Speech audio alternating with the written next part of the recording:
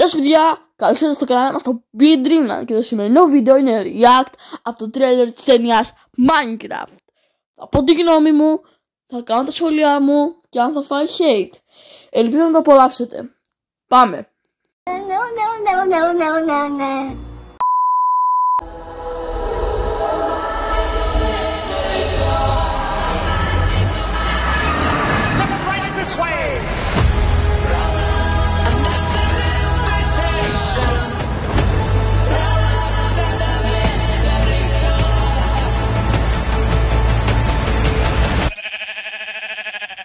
What the hell?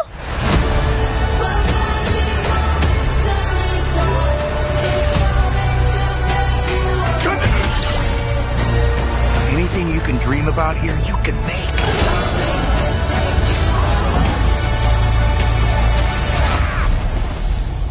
Who are you? I am Steve.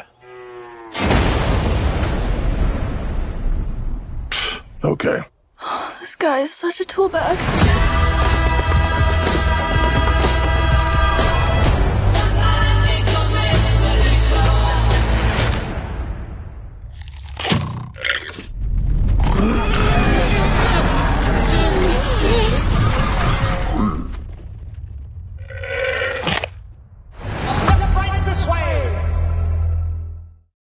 Ωραία.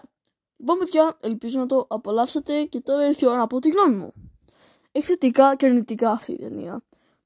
Τα θετικά είναι ότι έχουν κάνει πολύ καλό edit με τον κόσμο, αλλά με τους χαρακτήρες εντάξει. Και ότι μ' αρέσει εμένα λίγο. Τα αρνητικά είναι πως είναι αντιγραφή του Jumanji και ότι δεν ξέρω αν θα πετύχει, καθώς έχει δει πάρα πολλά dislikes από ό,τι έχω δει στο YouTube. Εμένα αυτή είναι η γνώμη μου. Μην ξεχάσετε να πατήσετε like, να κάνετε subscribe, το κουδουνάκι για άλλα τέτοια βίντεο. Τα λέμε. Bye!